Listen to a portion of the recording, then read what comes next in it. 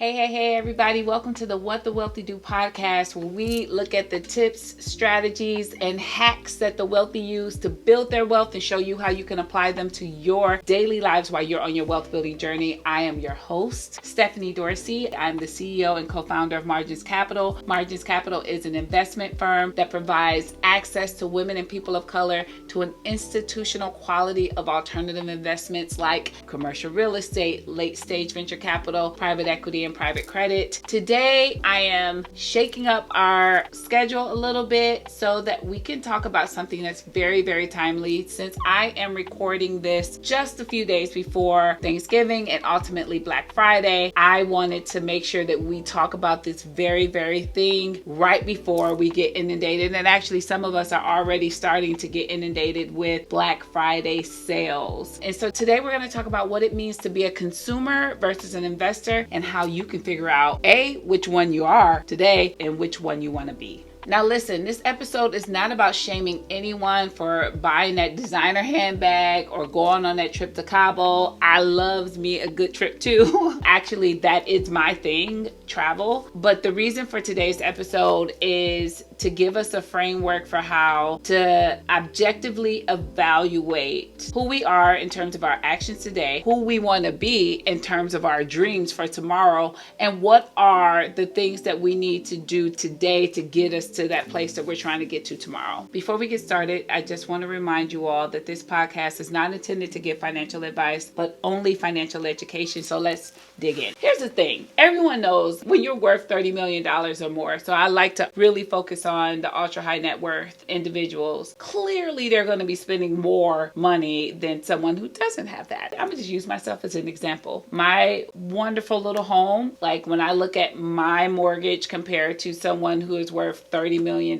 they're probably not living in a house like mine, and their mortgage is probably way more than mine. So just math alone, they're clearly going to be spending more money day to day, month to month, a week to week, month to month than I will be. And that's okay. But what we can take from them is how they strategically manage their money. I've mentioned this before. They understand that every dollar has a job. And that job is either to grow their wealth, protect their wealth, or enhance their quality of life in a way that aligns with their goals and values. We can learn a lot from the wealthy. There are a lot of things that we should not emulate from them. But one thing that they do that I absolutely believe in, and I think, and I would love for Black women in particular to do more of it, is they center their lifestyle and every decision that they make. So I talked about when they decide what to invest in, especially from an alternative investment perspective. If they like art, they're going to invest in art. If they like homes and decor and real estate, they're going to invest in real estate. If they like fine dining, they might invest in things related to fine dining. But what happens is they get a twofer. They get the investment, and hopefully they invested well. That investment will grow and appreciate and help build their wealth. But they'll also get to benefit from the investment. If they buy fine art, they get to look at it and they get to experience it. If they invest in Broadway shows, they get to visit Broadway and experience it and network with other people that are also investing in Broadway. My dream for us, in particular, my entire community, is that we start to think and enhance our lives similarly. So that means prioritizing investments that enhance your life or experiences that enhance your life over things. Not to say you don't buy the things. When I turned 40, I bought a new computer. I finally bought my Chanel blazer. I bought that Chanel bag too. But that was a one-time splurge for me. And so we need to balance the trade-offs from frequently splurging on things versus splurging or investing in experiences or assets that will enhance our lifestyle. So the question is, are you a consumer or are you an investor? And so when I say consumer, a consumer is someone that buys things on emotions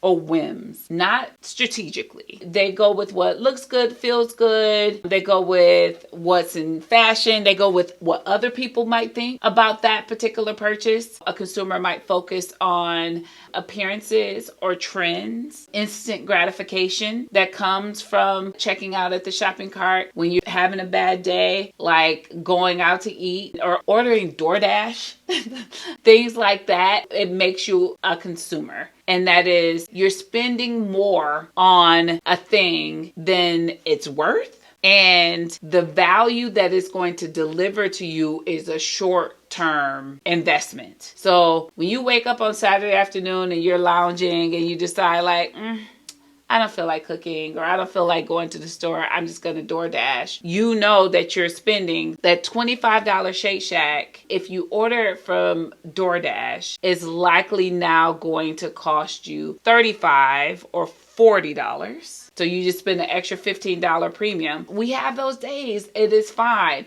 But some of us are doing it without even thinking. I'm not going to name check some of my friends, but I have some that are just like, I'm going to go ahead and I'm going to order it, and they don't care. And it's those micro decisions that make you a consumer as opposed to being an investor. And an investor spends based on a return. That is a return of money, that is a return of time, or a return on joy. And so again, you can get DoorDash. There'll be days you laying in the bed and sick and you just like, no, I am taking care of myself by ordering this DoorDash to be delivered to me. I am taking care of myself by ordering this Instacart groceries to be delivered to me this week. I have budgeted for that. I have allowed for that. I am taking care of myself to have a cleaning person. I'm taking care of myself to drop my clothes off at the wash and fold laundry. I'm speaking from personal experience. I am spending my time on making money. My time is better spent on investing and evaluating this investment or deal than washing these clothes right now. And so it is literally a mindset difference. And I want to make sure as we head into the holiday season that we're being thoughtful and not being dragged by all of the marketing and propaganda that we're going to be inundated with, as well as our children and friends and family and things like that. I want to make sure that we're thoughtful about, what's the return on this for me? What's the value that I'm going to be getting from investing in this thing, or going to this holiday party, or buying this new outfit for this holiday function that I really don't want to go to? For instance, it was my 25th year anniversary for graduating from undergrad. And it's kind of a big deal, right? Like 25 years is a big deal. And I was feeling pressure to go back to homecoming. And I thought about it. And then I was like, okay, God, I guess I should want to go back to homecoming. And I did some research and I started looking at tickets, and I'm like, how do I squeeze this in? Because I'm really, really busy. We're looking to acquire a new company. We're looking to expand margins. We got the medical spot. Like, there's so much going on. And then I thought, like, wait a minute, do you want to go? Or do you feel like you should go? And I realized I didn't want to go. And so investing the thousands of dollars to go to this thing would not have been a good return on my investment, time, or joy, because I didn't even want to do it. Right? And so I want everyone to insert the pause and ask themselves, why am I doing this again? Like, my end of the year review was not what I wanted it to be, or it was what I wanted it to be, so I can online shopping. But do you really want it? Is it really going to be a return on your time, money, or joy? So I want us to start inserting that question before we start to make these financial expenditures, especially during this time of year. We've all been told that we need to pay ourselves first. And this is precisely what the wealthy do. And again, I want you to think about paying yourself in terms of money, time, or joy. So those are our three value currencies that we're evaluating investments by. So the wealthy literally think about their lifestyle and their wealth before anything. If it does not add to their wealth or their lifestyle, they're like, yeah, you can miss me with that. I'm not doing it. So think about how we expend our money and time similarly. One thing a lot of us do, I just speak candidly from my own personal experience. I pay my bills every month. We have mortgage, student loans, all the things. You know what they are. And it is very, very easy money to take what's left after you pay your bills and figure out what can I do with what's left. And then you're using the rest of your creativity to make it work. And then obviously, if you're not being very intentional, like what's left after you've invested or after you spent money without that level of mindfulness is not very much. I invite you to do a simple mindset shift and start to think about, what are my investment goals? What do I want to accomplish with my money personally? So that's like, what do I want to save? What do I want to buy for myself that pays me back in terms of time and joy and return on money? Like, what are those buckets? How much of my income do I want to allocate to time, money, and joy? I want you to think about those first. And then with whatever you have left, be creative about how you pay your bills. Now, don't get me wrong, because my mama always told me, make sure you got somewhere to stay and make sure you can get to work. So I'm certainly not recommending that you be frivolous with your mortgage and your car insurance. That is not it. But those can be the first things you pay after you pay yourself. So I want you to start to practice paying yourself first. And what that could look like is your 401k, making sure you're allocating appropriately to your 401k. That could look like an automatic savings plan. So when your check hits your checking account, you automatically swipe money out to move it over to your savings or your brokerage account. But you want to take that money right off the top so you know you can't spend it. If you know, as a part of your self-care routine, that you have a cleaning person that comes to your house, or you have a subscription to Hand and Stone or Massage Envy or whatever, then that would be higher on your payment list, and you will safeguard those investments because you know that you need them for, again, joy. That's in your first bucket, your first tranche of expenditures. And then after that, in your second tranche of expenditures, you put your mortgage and your car and things like that. And again, this is assuming you have enough money to pay for all the things. So that's assumption number one. But this simple shift in how you see the world will ultimately flow through to how you manage your money and ensure that you're spending your money intentionally on the things that will enhance your life, as opposed to like making frivolous decisions and only having what's left to expand or to invest in you having joy and money. This simple mindset shift will ensure that the first tranche of your money goes to your investments in time, money, and joy. The second tranche goes to what you absolutely need. And then what you have left, you could trick off. But what we've been doing is paying our bills. So they get the first tranche. Tricking off gets the second tranche. And then investments in our lifestyle in terms of investing in wealth, investing in time and joy gets what's left. And I want us to reverse that and put investing in our lifestyle as number one. So what does that mean as we head into the holidays? So let's talk about what the wealthy do towards the end of the year. First of all, they are looking at, well, what investments can I make to reduce my taxable income? How can I give gifts that appreciate in value? What purchases can I make that enhance my lifestyle and or balance sheet, right? For example, they might invest in a vacation home before the end of the year, or maybe even not. Maybe they just go ahead and make that big investment into their donor advised funds or things like that, because they're literally looking at their balance sheet to figure out, how did I do this year? Did I hit my investment goals, my financial goals? Ultimately,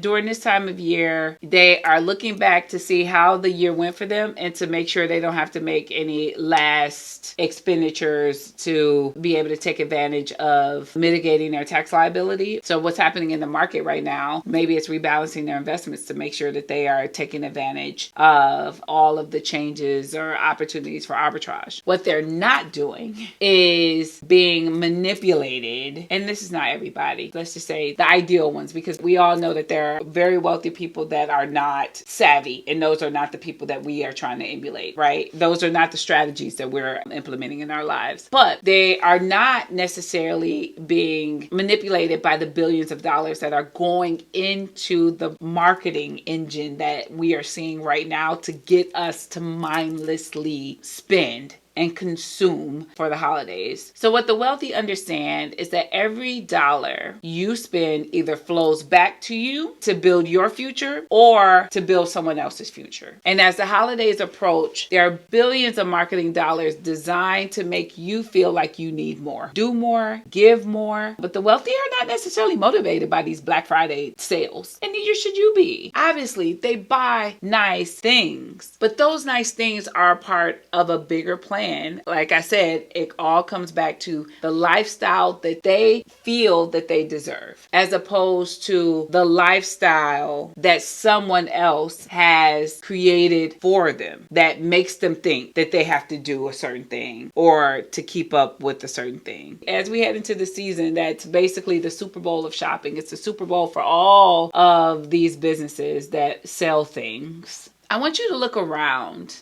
this world that we're heading into where TikTok shop is a thing. Like, if you pay attention to Instagram, Facebook, oh my gosh, Facebook is interrupting videos with sponsored ads. If you just pay attention to all of the consumerism that is surrounding us, and we are being inundated with ads for us to buy something, and they know who we are. The algorithm is super smart, and they know the things that will get us to click and watch, and they are counting on us to mindlessly click and buy without being thoughtful. The purpose of this episode is to help you interrupt that mindless shopping. Because if you're the type that want to be an investor and not a consumer, then the way to do that is to interrupt the pattern and insert enough space for you to ask yourself a few questions before you click buy. So the first is, when I see a thing and I'm just mindlessly scrolling and I click it, or when my baby asks this thing for Christmas. I know for me, for Christmas, I used to always be like, one for you, one for me, right? I always allocated money to shop for myself. But before I do that, this year I'm not really doing it because I'm doing a lot more investing and I'm just being mindful there. But before you do that, I want you to ask yourself, is this thing going to expand my wealth? My time is going to give me time back, or expand my joy long term, not in the moment. Because there are sometimes we like when we get that deal and get a little boast of dopamine, frankly, but it is short lived. So long term joy. Does this make me feel wealthy or move me toward wealth? Is the second question. The third question is there a smarter way for me to achieve joy or the outcome that this thing is going to help me achieve? And that's literally what intention or mindfulness is. It is inserting a little bit of space for you to think about the thing before you do the thing. And so that is all. That is the purpose of this episode. Let's think about it practically. So we're heading into the holiday season, and specifically Black Friday and then on into December. And some things that you can do is, as you head into December, I want you to look at all the money that you're going to have coming in the door. First thing first, ask yourself, how much of it should be invested on things that are going to expand my wealth, give me more time, and give me more joy? How much of that? And I need to think about how much I spend on that first. Second, what are the things that absolutely need that I have to spend my money on? I'm talking about your mortgage, student loans, insurances, health insurance or whatever, food, those type of essential needs. And then whatever you have left, you can decide how you want to spend it. So that's thing one I want you to do. Thing two, when you are buying things next month, I just want you to buy with intention, even if it's gifts or even if it's ordering Instacart. I want you to pause and ask yourself those three questions. Is this a consumption or investment? Does this make me feel wealthy or move me toward my wealth? And third, is there a smarter way to achieve the same joy or outcome? So if you're healthy and you're not sick and you got a little bit of time, maybe you go and get the non-essential groceries yourself instead of using Instacart. Even for us, take it a step further. I just did a TikTok post on this. You decide to I'm going to go and get the things that I can get from Aldi or Save-A-Lot or Lidl or any of those like cheaper grocery store chains, and then go get the things that I care about that are name brand that I can only get from the Kroger's, the Giants, the Myers, the whatever you shop at, the Whole Foods, the Trader Joe's. Think about it like the Wegmans. Just think about it like that. Actually, that's only homework I'm gonna give you. Them two things. One, shift how you are managing your December budget, and two, buy with intention and ask yourself them 3 questions whenever you spend your money. So as you are out here in these holiday streets, remember the goal is not to be a consumer. The goal is to be an investor. You're investing in building your wealth, buying back your time, and you're investing in adding joy to your life. Because every dollar that you spend can move you closer to freedom or further away from it. The wealthy, they are not smarter than you. They might got more money than you, but they're not smarter than you. They've just been raised to see the world differently. And as a result, they make different choices. They understand that wealth isn't about how much money you make. It's about how much money you have, you keep, and how you deploy it. So this holiday season, we're going to move like the wealthy, like we've been doing all year. But anyway, I hope you found this episode helpful. If you did, please share it with a friend. Also, like, follow, and subscribe wherever you like to get your podcast, be it YouTube, Apple, or Spotify. And thank you so much for rocking with a sister. All right, see you next week, and happy Thanksgiving.